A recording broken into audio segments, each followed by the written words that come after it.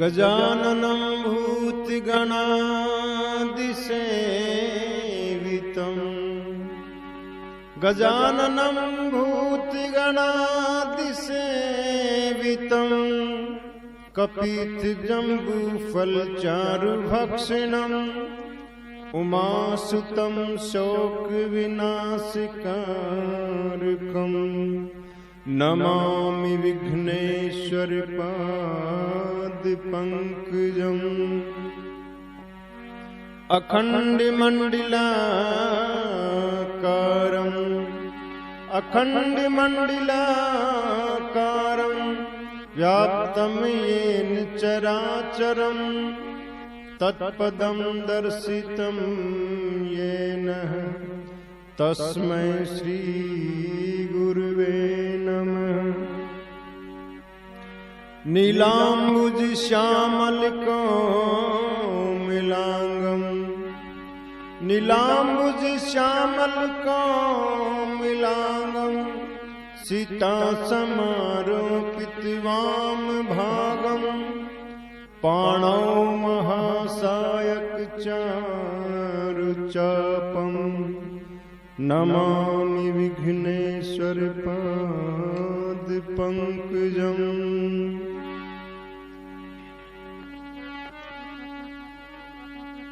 मंगल भवने अमंगलहारी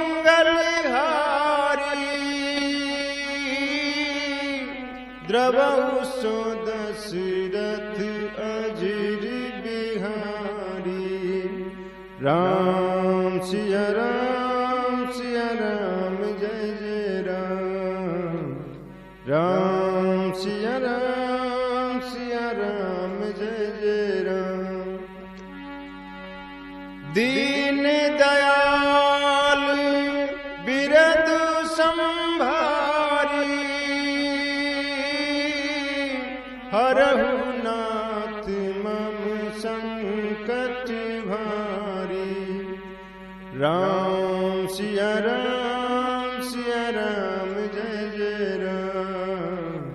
राम सिया राम जय जय राम। बोली रामचंद्र भगवान की जय हो। शंकर भगवान की जय हो। कल के प्रसंग में हम सुन रहे थे कि लक्ष्मण जी निषाद राज गुह को गूढ़ ज्ञान से समझा रहे थे। आइए प्रसंग को आगे बढ़ाते हैं। लक्ष्मण जी कहते हैं, हे भाई, कोई किसी को सुख या दुख नहीं देता, सब अपने ही किए कर्मों का फल भोगते हैं। मिलना, बिछड़ना, मित्र, शत्रु, ये सब मन के ही भ्रम हैं। जन्म, मृत्यु, संपत्ति, विपत्ति, जमीन, मकान, धन, परिवार, यहाँ तक कि स्वर्ग और नरक, ये मनुष्य की अज्ञानता है। मनुष्य का मोह मात्र है, भ्रम मात्र है, नादानी है। ये वास्तव में होते नहीं है। जिस प्रकार स्वप्न में कोई राजा कंगाल हो जाए या कोई भिखारी राजा बन जाए, लेकिन आंख खुलते ही पता चलता है कि वो तो झूठ था, भ्रम था, हकीकत नहीं थी। सजनों, हमें जीवन में कभी कोई नुकसान या फायदा हो जाता है, रुपए पैसे का नुकसान या कोई भी, जिसे हम समझते हैं कि ये नुकसान हो गया है या फायदा हो गया है। दरअसल वो हमारी अज्ञानता होती है। लक्ष्मण जी गुह को समझा रहे हैं कि सब मोह रूपी रात्रि अर्थात अज्ञानता रूपी रात्रि में सोए हुए हैं। केवल योगी पुरुष, विवेकी पुरुष ही जागे हुए हैं, जिससे संसार के समस्त भोग विलासों से वैराग्य हो जाए। केवल उसी को मोह रूपी रात्रि में जगा हुआ समझना चाहिए। जिसको संसार के किसी भी सुख दुख में किसी तरह कोई आसक्ति ना हो, उसको सुख या दुख से कोई फर्क नहीं पड़े, उसी को समझना चाहिए कि ये अज्ञानता से दूर है, मोह रूपी रात्रि में ये जागा हुआ है, विवेकी है। सजनों, इस वार्तालाप में लक्ष्मण जी ने समस्त ज्ञान का, धर्म का सार सामने रख दिया, बिल्कुल स्पष्ट, सरल और सहज शब्दों में। जैसे कोई फिल्म होती है, उसमें एक कहानी होती है, उस कहानी का अभिनय करने के लिए कुछ पात्र चुने जाते हैं, कहानी के अनुरूप रिश्ते बनाए जाते हैं, लेकिन फिल्म पूरी होते ही फिर न वो पात्र रहते हैं, न ही वो कहानी रहती है, और न ही वो रिश्ते रहते हैं। अर्थात जब कोई दूसरी फिल्म बनती है तो पात्र भी बदल जाते हैं, वो कहानी भी बदल जाती है, और उसमें जो नए पात्र होते हैं उनके रिश्ते नाते भी बदल जाते हैं। अगर वो पहले वाले फिल्म के कलाकार भी हैं तो भी उनके रिश्ते नाते बदल जाते हैं। यही वास्तविकता हम सब की भी है। हम भी एक किसी विशेष कहानी के लिए चुने गए पात्र हैं, परंतु मोहवश, अज्ञानतावश हमने खुद को पात्र में मानकर खुद को और कहानी को हकीकत मान लिया है। यही हमारी नादानी है, यही हमारा मोहरूप अज्ञान है। फिल्म के पात्र केवल दिखाने को ही हंसते या रोते हैं, उनको अंदर अपने मन में किसी तरह का कोई दुख या खुशी नहीं होती है, क्योंकि उन्हें ज्ञान है, उन्हें इस बात का पता है कि ये जो कहानी है वो नकली है। हमने जो रिश्ते बना रखे हैं ये झूठे हैं, कुछ समय के रिश्ते बनाए हैं हमने जो झूठे रिश्ते हैं।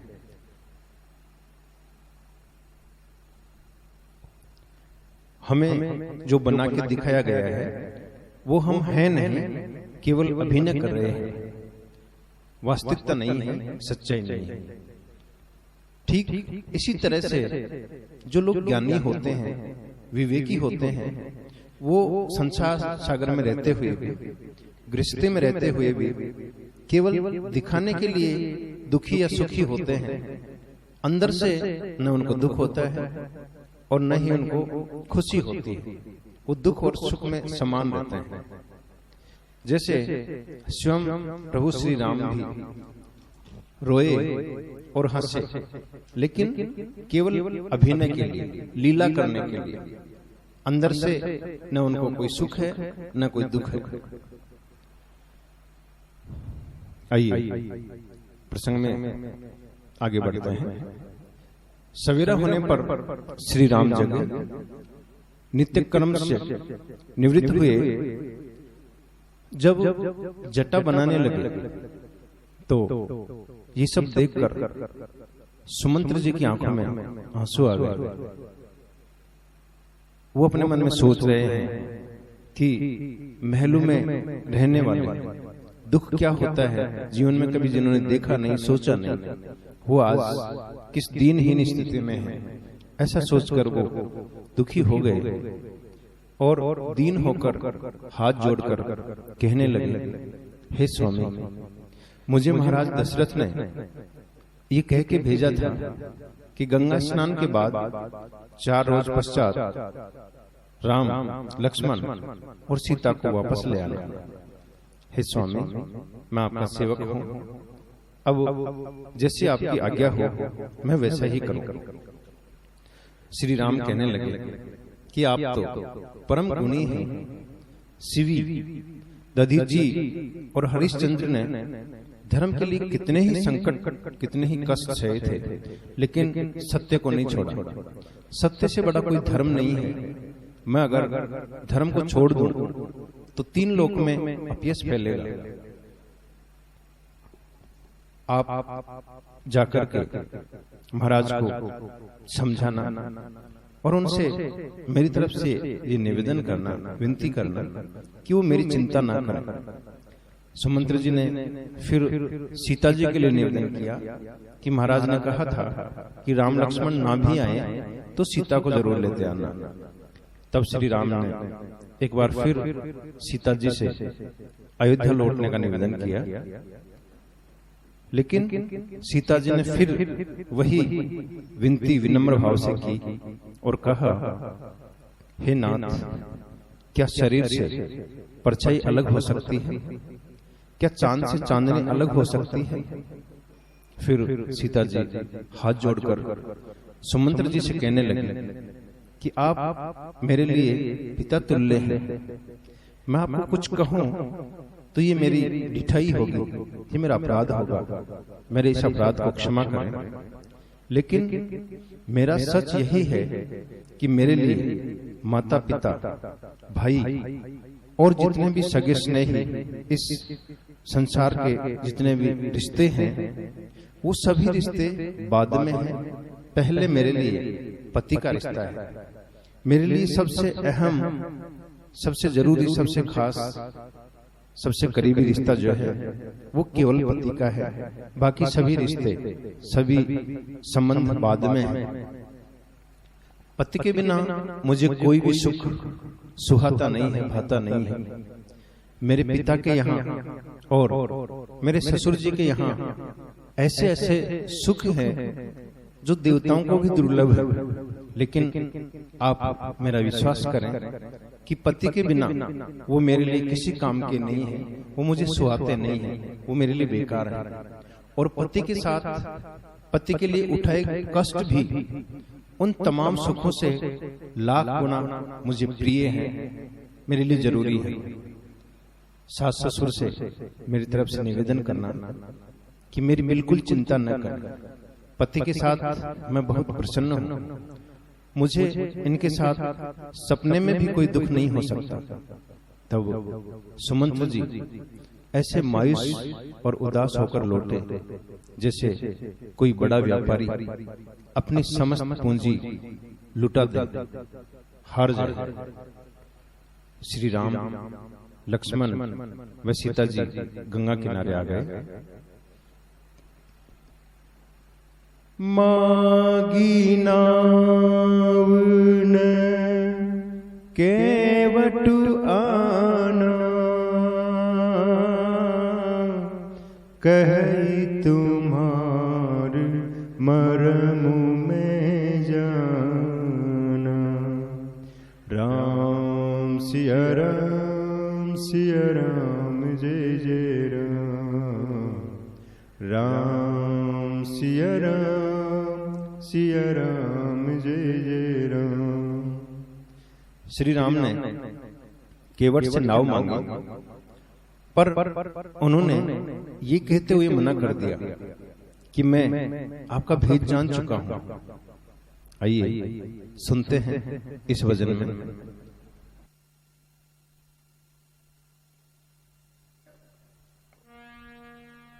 रास्ता गंगा ने रोका, वन उस पार है, तेरी तरनी में बिठा ले जाना पार है।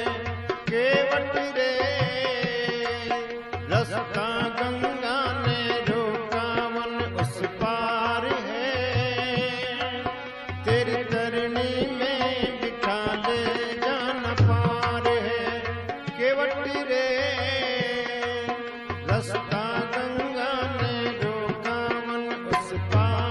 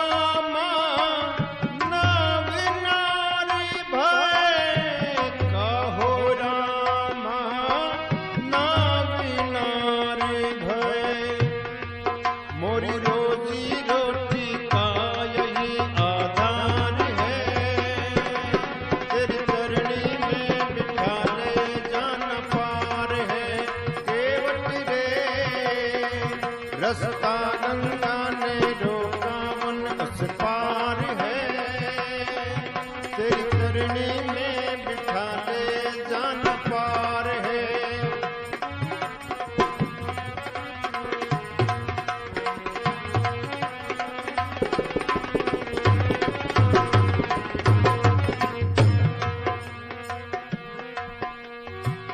पहले चरण धो लो मैं तिहारे, पहले चरण धो लो मैं तिहारे।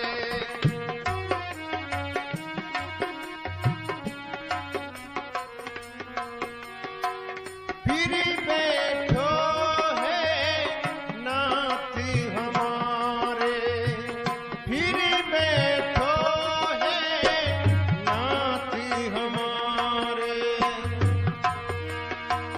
लखन सिया और रघुवर तुमको, लखन सिया और रघुवर तुमको, केवटिया ले जाने को तैयार है, तेरी करनी में बिठा ले जाना पार है। केवट रे रास्ता गंगा ने रोका वन उस पार है, तेरी करनी में बिठा ले जाना पार है। केवट रे रास्ता गंगा ने रोका वन उस पार है, तेरी करनी में बिठा ले जाना पार है।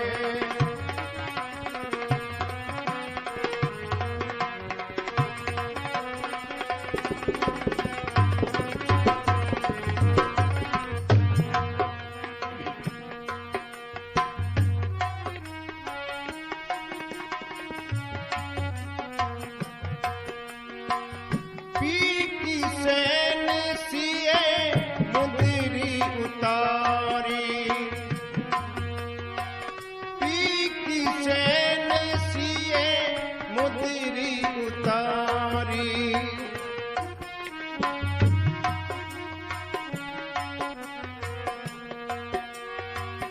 उतराई ले लोए तिहारी, उतराई ले लोए तिहारी। कुछ भी नहीं है पास हमारे, कुछ भी नहीं है पास हमारे।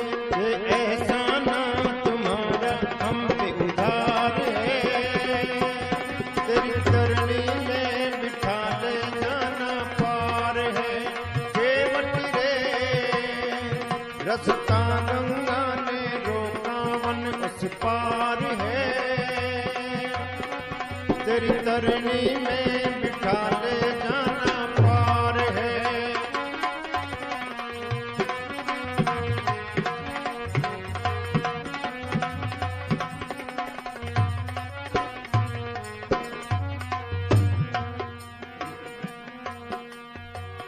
चरणों को धोया नाथ तिहारे, चरणों को धोया नाथ तिहारे।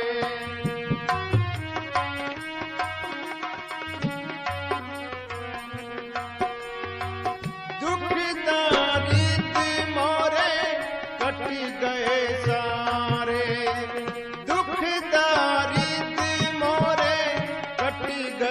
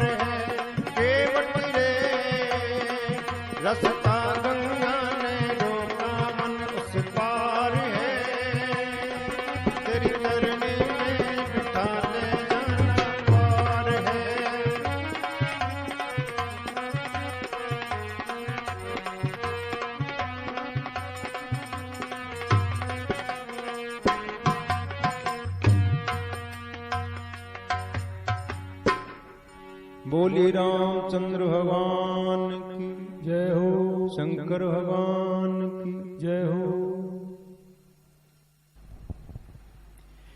केवट कहने लगे, स्वामी मैंने आपके श्री चरणों की रज के बारे में सुना है कि इसमें मनुष्य बना देने वाली कोई जड़ी है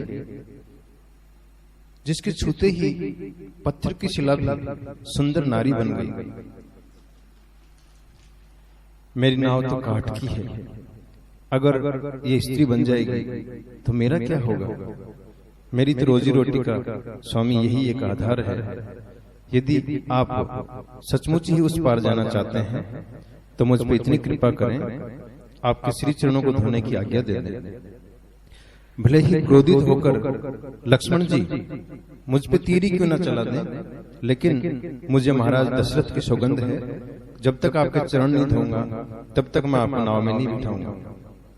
केवट के प्रेम से सने हुए रहस्यमयी वचनों को सुनकर श्री राम जी सीता जी व लक्ष्मण जी की तरफ देखते हैं और फिर हंसते हुए प्रेम पूर्वक केवट से कहते हैं, भाई जैसे तुम्हारी ये नाव बस जाए वही उपाय करके और आप जल्दी हमें गंगा पार ले चलो, विलंब हो रहा है।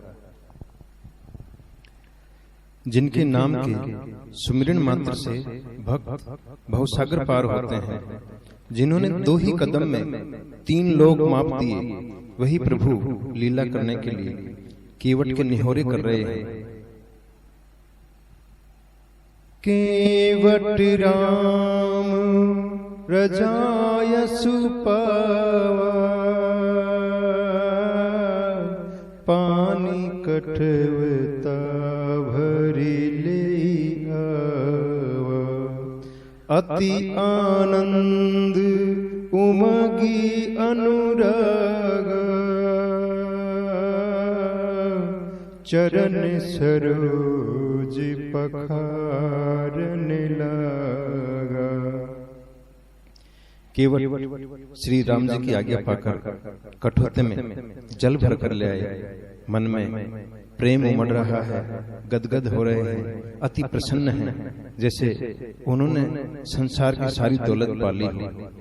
अत्यंत आनंद और प्रेम से प्रभु के चरण धोने लगे। केवट ने परिवार सहित चरणामृत लिया और फिर प्रभु से नाव में बैठने का निवेदन किया और प्रभु श्री राम, सीता जी और लक्ष्मण जी को प्रेम सहित गंगा पार करवाए।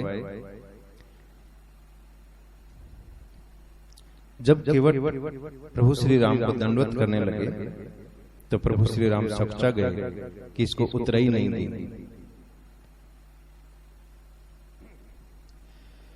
पिए ही की सिए जान निहारी, मन मुदरी मन मुदित उतारी। पति के मन की बात जानने वाली सीता जी ने तुरंत रत्न जड़ित अपनी अंगूठी उतारी। प्रभु श्री राम अंगूठी केवट को देते हुए कहते हैं, लो भाई अपनी उतराई ले लो। तब केवट कहने लगे, नाथ आज मैं कहन पावा, मिटे दोष दुख दारिद दावा। हे नाथ, भला आज मैंने क्या नहीं पाया? मेरे दुख और दरिद्रता की आग हमेशा के लिए बुझ गई है। तब श्री राम ने उसे निर्मल भक्ति वरदान देकर विदा किया। मंगल भवन अमंगल हारी, द्रवहु सो दशरथ अजिर बिहारी। राम सिया राम सिया राम जय जय राम, राम सिया राम जय जय राम। दीन दयाल बिरदु संभारी, हरहु नाथ मम संकट भारी। राम सिया राम जय जय राम, राम सिया राम जय जय राम।